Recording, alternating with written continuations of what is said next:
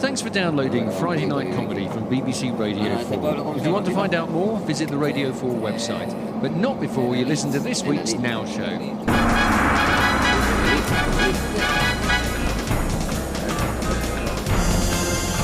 Hello, I'm Steve Punt. I'm Hugh Dennis. With us are John Holmes, Sarah Pascoe, Laura Shavin and Mitch Benn.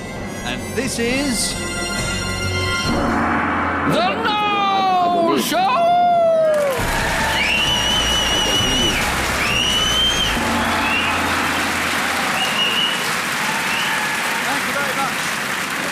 Thank you, hello. And summer arrived briefly this week, and immediately the media got this weird compulsion to compare us to other places. As soon as the sun comes out for more than a couple of hours, the papers are going... Britain hotter than Rio.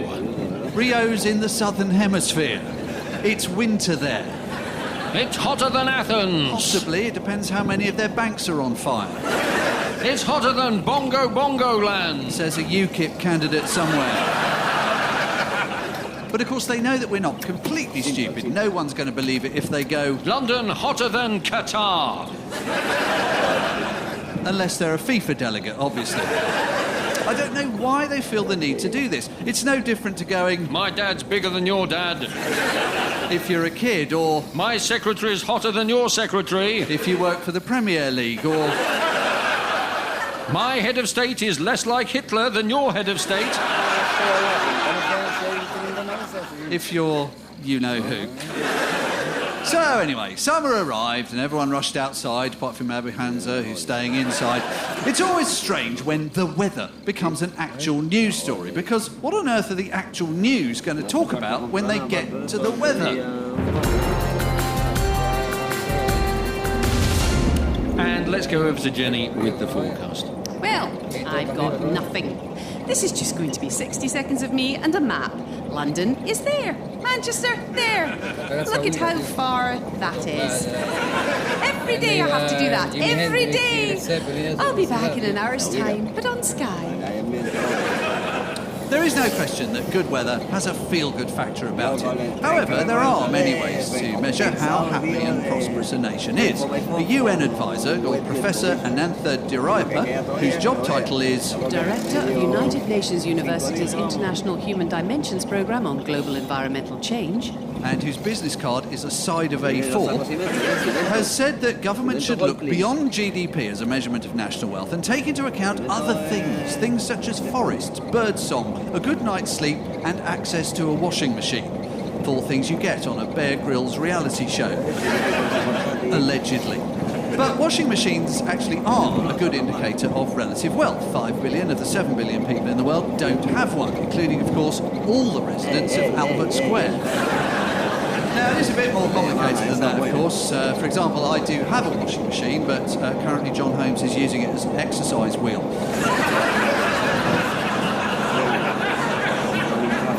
Birdsong is also a good indicator, apparently, of prosperity. Which isn't surprising, it's 20 quid in hardback. The reasoning behind that, of course, is that birds singing indicates a healthy ecosystem, which in turn indicates a strong economy. If you wake up to this... Then, according to the UN, you have a clear measure of environmental health, whereas if you wake up to this... then, according to Chris Packham, you're in Malta. Or maybe Britain, with a UKIP government, after they've legalised handguns, like they want to. So, birds mean prosperity, something Alfred Hitchcock was clearly unaware of. Don't go outside! Birds! Thousands of birds! Excellent. That would indicate a strong ecosystem and consequent economic strength. I'll just open this door.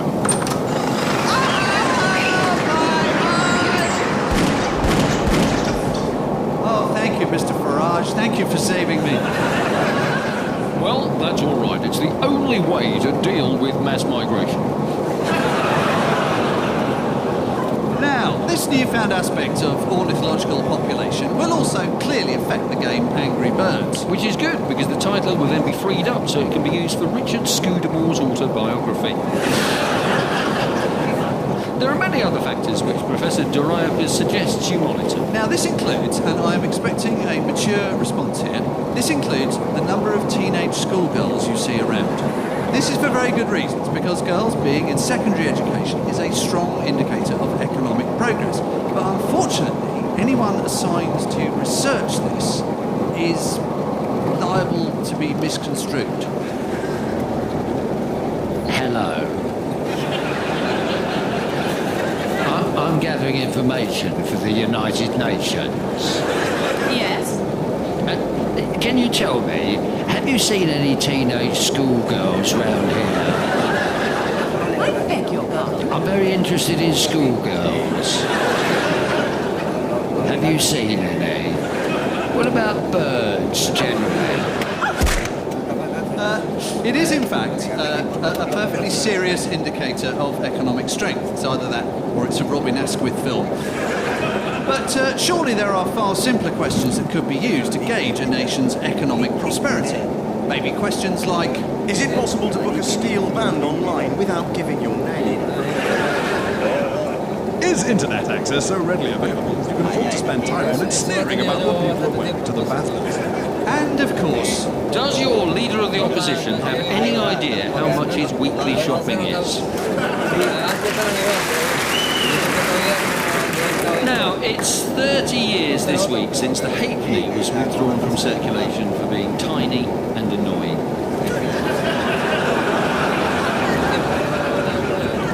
You know what, I simply don't need to add anything else. Would you please welcome John Hart!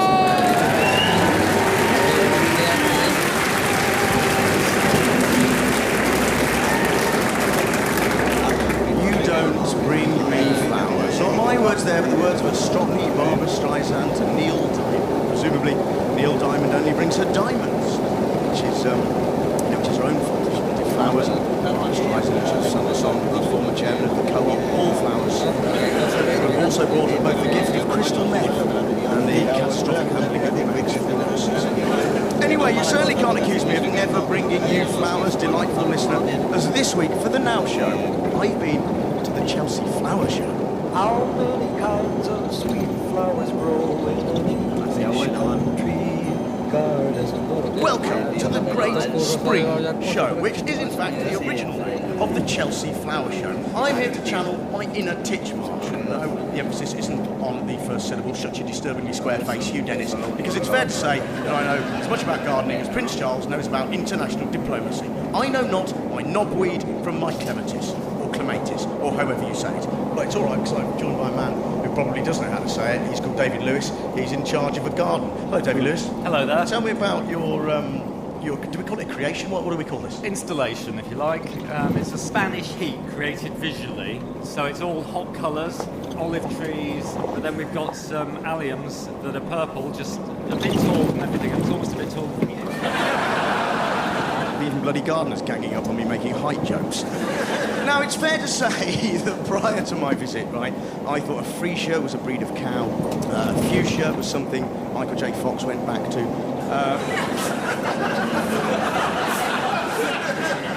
and that Pink Campion directed Holly Hunter in the piano. So I'm now standing in front of a sort of pyramid of lilies with Lorraine, who appears to be responsible for them all. Hello, Lorraine. Hi. If I wanted to grow lilies, where would I start? Well, you can choose whether you like to grow lilies in pots or you can grow them in the garden. And do they come in, I mean, there's more colours here than I could possibly name, but, is it possible to get any colour? Is it like paint when you go to B&Q and ask them to mix? It's possible to get any colour except for blue. There's no blue lilies. Just 2 words for you, Lorraine. Spray paint. Prior to this, it's fair to say that the only gardens I'd ever been in were beer and lady. But now, by this time, I'd made it into the inner portal of the Chelsea Flower Show, the Pavilion. So I've come now into what they call the Pavilion, which is really just a giant tent. But what it is full of are the most incredible, colourful... It's the most middle-class place I've ever stood, if I'm honest. It's like Radio 4, but in flower form, is what it's like. And it's bursting with vibrancy, like Evan Davis. It's got a certain very flowery, earthy smell, sort of mixed, a bit like, Jenny Murray. It's beautiful, like Mitch Benn. So, I feel relaxed. I've never done gardening before, but if this is the sort of place you get to come, hang out with The gardens are nice, apart from the one who made the short joke, obviously. So the flowers are beautifully arranged at Chelsea. Rhododendrons at the back, peonies up front, Lampard and Ramirez in midfield. And it is beautiful. So I'm standing now in front of, I was going to say, a magnificent garden. Plenty of magnificent gardens here, but this is a particularly magnificent example of a magnificent garden. I'm joined by Anne. Now, I established that I know nothing